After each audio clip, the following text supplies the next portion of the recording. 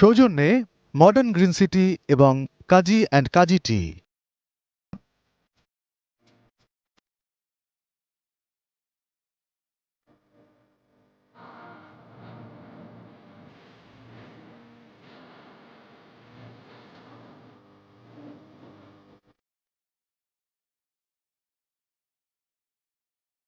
আজ মেলার ২৩তম দিন এবং দেখতে দেখতে কিন্তু মেলা গড়িয়ে গেছে।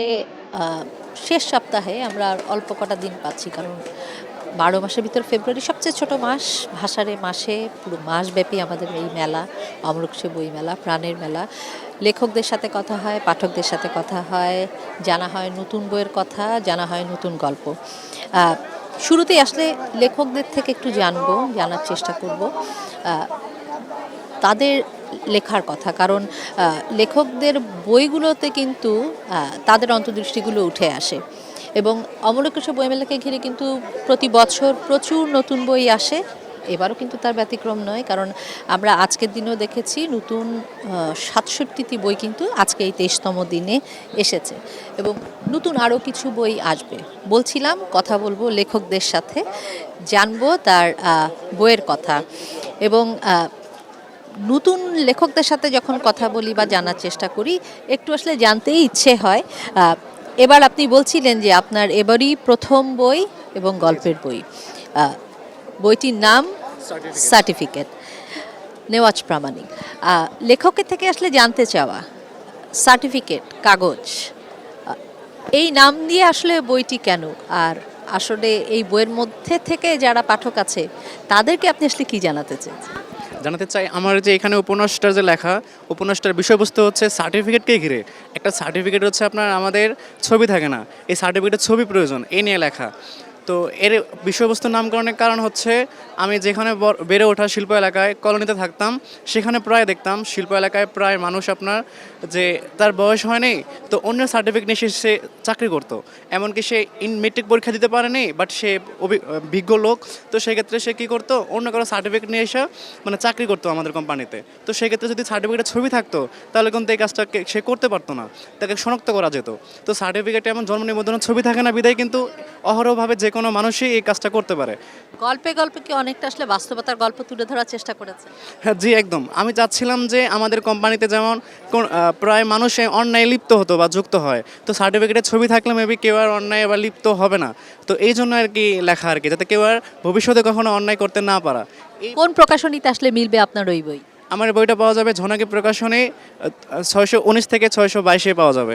অসংখ্য ধন্যবাদ আপনাকে প্রামাণিক।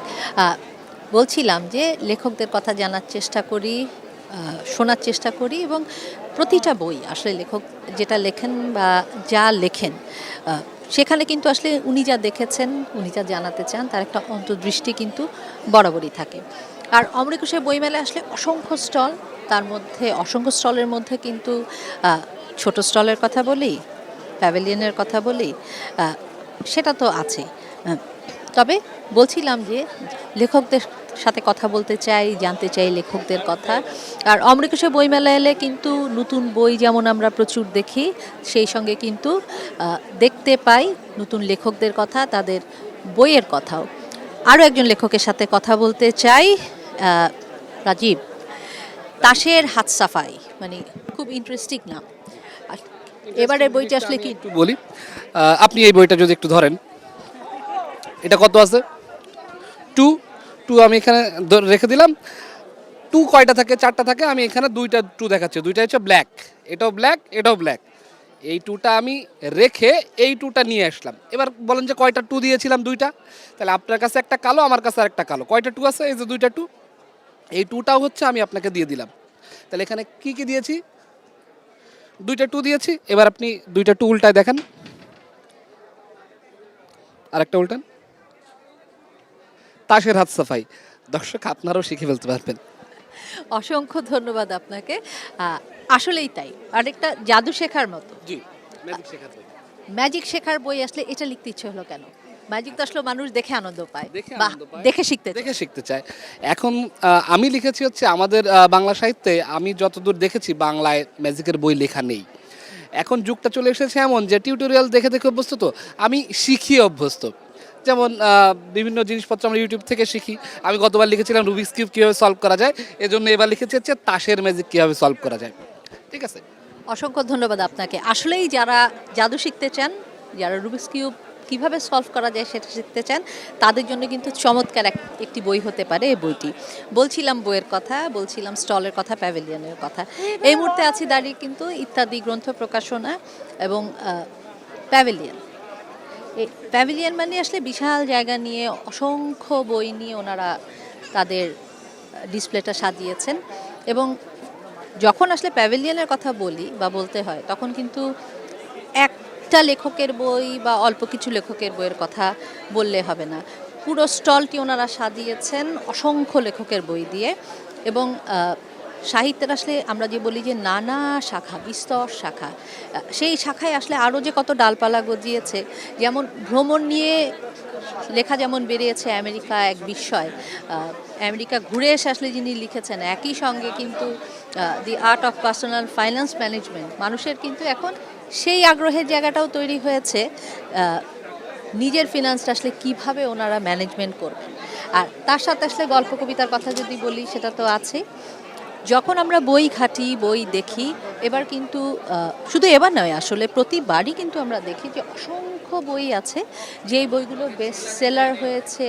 নানা ধরনের বুকার জয়ীর কথা বলি, নানা ধরনের সাহিত্যের নানা অঙ্গনের যেই সাহিত্যের পুরস্কার, সেগুলো ওনারা জিতেছেন। সেই বইগুলো কিন্তু অনুবাদ হয়েছে এবং অনুদিত হয়ে কিন্তু এসছে অমর একুশে বইমেলায়। এরকম অসংখ্য বই আছে। একই সঙ্গে আছে কিন্তু আমরা নেলসন ম্যান্ডেলার কথা বলি, তার জীবনীও কিন্তু নিয়ে এসেছেন, অনেকে লিখেছেন।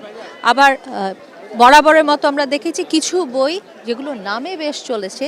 যেমন আমি যদি দি অ্যালকেমিস্টের কথা বলি, বইটি বিগত সময়ে আমরা কিন্তু দেখেছি অনেকেই আসলে লিখেছে। দি অ্যালকেমিস্ট এই বইটি আমি বিগত সময়ে বইমেলায় বেশ কিছু স্টলে দেখেছি, অনুবাদ হয়েছে, ইত্যাদিতেও হয়েছে। আমার প্রকাশকের থেকে আসলে জানার ইচ্ছে হয়, একই বই অনেকে অনুবাদ করেছেন, অনেকগুলো স্টল এনেছে, পাঠক বিভ্রান্ত হয়। তার কারণ অনুবাদটা ভালো হলো কি, পড়ে আরাম পেলাম কি, এই যে একটা দ্বন্দ্বের জায়গা, আমরা কি আসলে প্রকাশকরা পাঠকদের সেই দ্বন্দ্বে ফেলে দিই? আসলে কিছু কিছু বই রয়েছে যে বইগুলো হচ্ছে প্রকাশকরা, অনেক প্রকাশক হয়তো একই বই পছন্দ করেন, সেই কারণে হয়তো সবাই অনুবাদ করানোর চেষ্টা করেন। আবার কিছু কিছু ক্ষেত্রে হচ্ছে কোনো বুদ্ধ পাঠক হয়তো উনি ইংরেজিতে খুব ভালো জ্ঞান রাখেন, কিন্তু কোনো বইয়ের অনুবাদ পড়ার পর যদি মনে করেন যে না, এই বইয়ের অনুবাদটা আরও সুন্দর করা যেত, তখন হচ্ছে উনি নিজেই দায়িত্ব নিয়ে করে থাকেন। এবং করার পরে যখন আমাদের সাথে যোগাযোগ করেন, আমরা যদি বইয়ের সাবজেক্টটা ভালো মনে করি এবং বইটা বাজারে চলতে পারে কিংবা গুরুত্বপূর্ণ বই মনে করি, তখনই হচ্ছে আমরাও বইটা প্রকাশ করে থাকি। পাঠক আসলে বিভ্রান্ত যে হন না সেটা আমি বলবো না, অনেক ক্ষেত্রেই বিভ্রান্ত হয়ে থাকেন। বাজারে আমরা অনেক ধরনের অনুবাদ দেখি যে অনুবাদগুলো আসলে অনুবাদই না, এবং খুব সাধারণ পাঠক যিনি আছেন উনি পড়লেও বুঝতে পারবেন যে আসলে কীভাবে অনুবাদ করা হয়েছে। আপনি নিশ্চয়ই জেনে থাকবেন যে হচ্ছে এই সময়টাতে অনেক বই হচ্ছে গুগল ট্রান্সলেট করেও বাজারে আসছে, আমরা নিজেরাও দেখি মাঝে মধ্যে, এবং এই বিষয়ে আমরা কথাও বলেছি। আসলে হচ্ছে আমাদের এখানে যেসব নীতিমালা রয়েছে, নীতিমালা আসলে কাগজে কলমেই আছে। যদি এগুলোর প্রয়োগ থাকতো তাহলে আসলে পাঠক বিভ্রান্ত হতেন না। এখন আসলে আমি বলবো পাঠক একটু দেখে শুনে, এবং কোন প্রকাশনী থেকে বইটা কিনলে উনি ঠকবেন না, আগে প্রকাশনীটা বাছাই করা দরকার, এবং পাশাপাশি অনুবাদককে একটু চেনা দরকার। সব গড়পড়তায় সবার অনুবাদ পড়া যাবে না। আসলে চমৎকার কথা। ইত্যাদিকে আমরা সবসময় দেখে এসেছি বিগত মেলাতেও, যে আমি যদি রুচির কথা বলি, আমি যদি ভালো পাঠকদের কথা বলি, ভালো বইয়ের কথা বলি, এখানে এসে ওনারা সেটা পান। পাঠকদের সাথেও কথা বলে মনে হয়েছে, এবারও বইয়ের সমারোহ দেখে আমার সেটা মনে হয়েছে। তাই আমার একটা জিনিস খুব আসলে জানতে ইচ্ছে হয়, যখন অনুবাদের কথা বলছিলেন, আমি দেখলাম যে বুকার জয়ী কিছু অনুদিত বই, সাহিত্যের অনুদিত বই এবার আপনারা এনেছেন, এবং এর সাথে আরও কিছু বই আসলে আছে।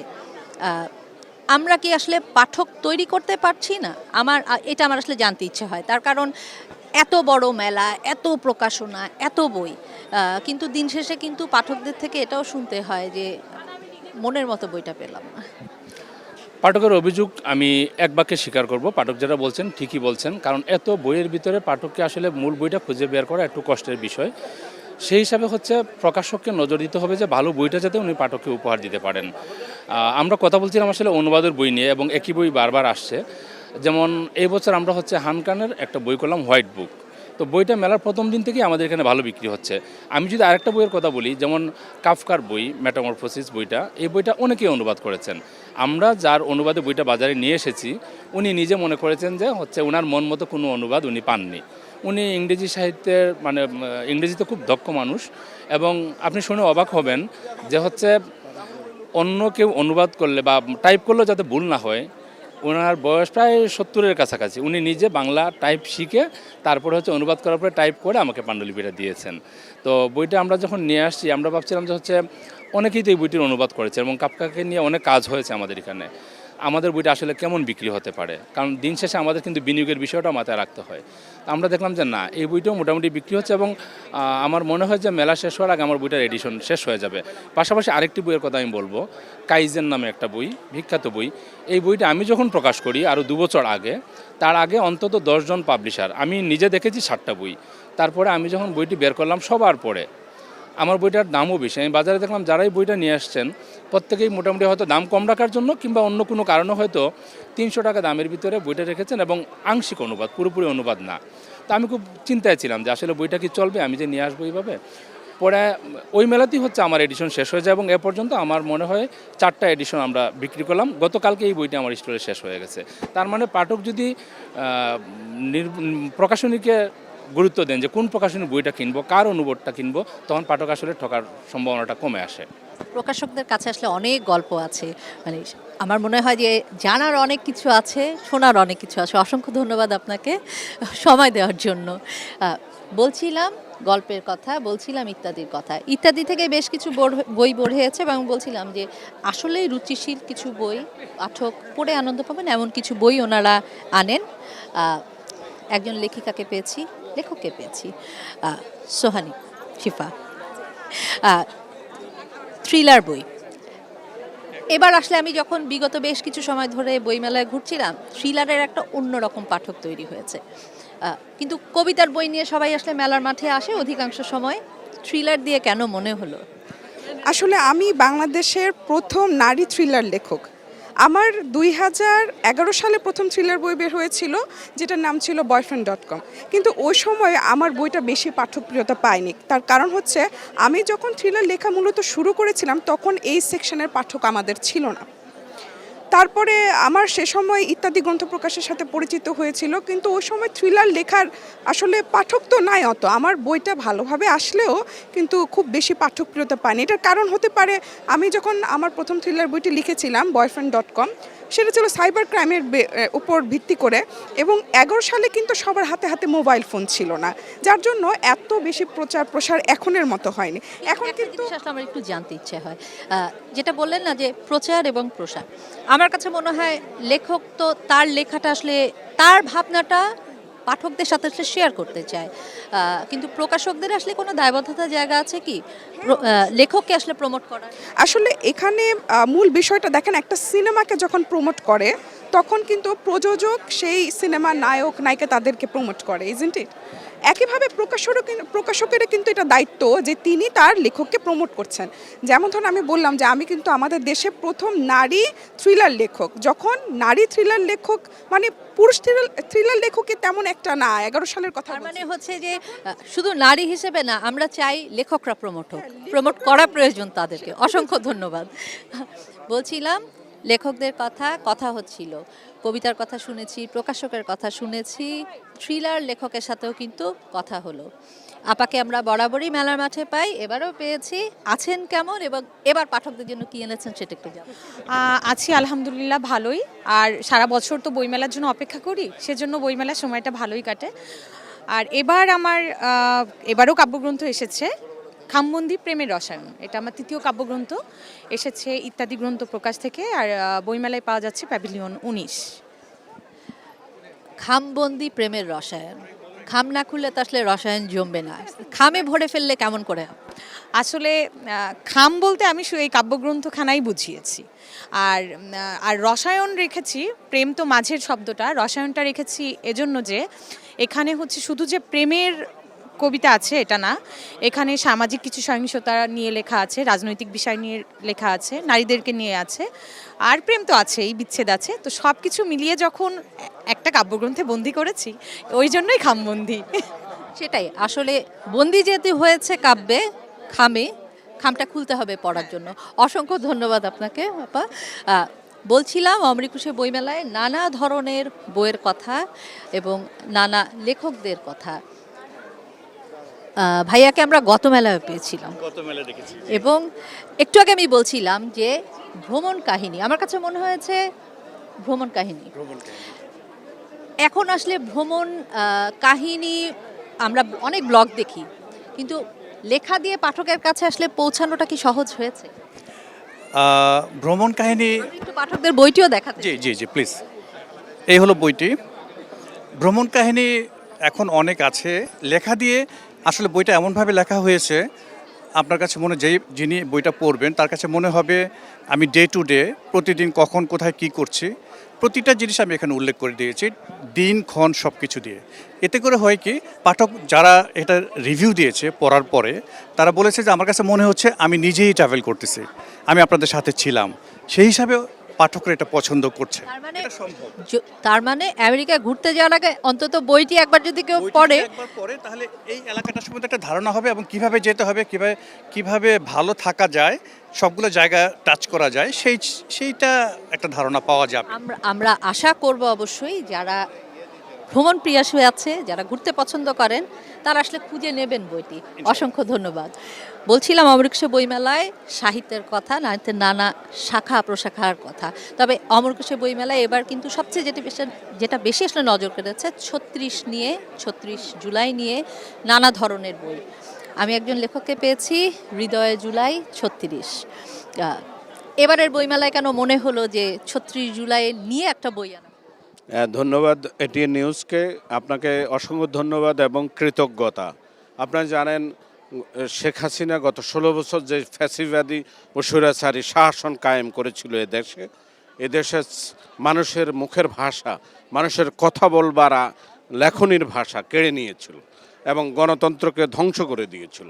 গত জুলাই আগস্টে ছাত্ররা বাংলাদেশে আন্দোলন করে রক্ত ঝরিয়ে যেই অবিস্মরণীয় এক বিজয় দিয়েছে, যাকে দ্বিতীয় স্বাধীনতা বলা হয়।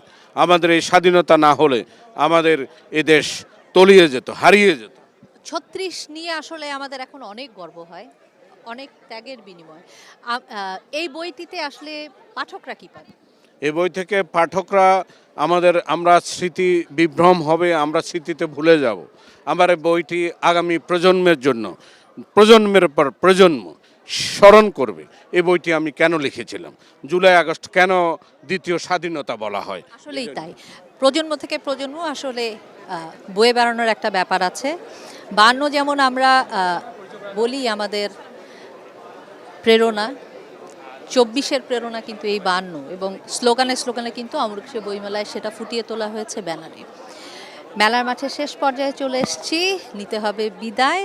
আগামীকালকের মেলায় আবারও আসবো, আবারও জানাবো স্টল প্যাভিলিয়ন ধরে তাদের বইয়ের গল্প, লেখকদের গল্প। সে পর্যন্ত সবাই ভালো থাকবেন, সুস্থ থাকবেন।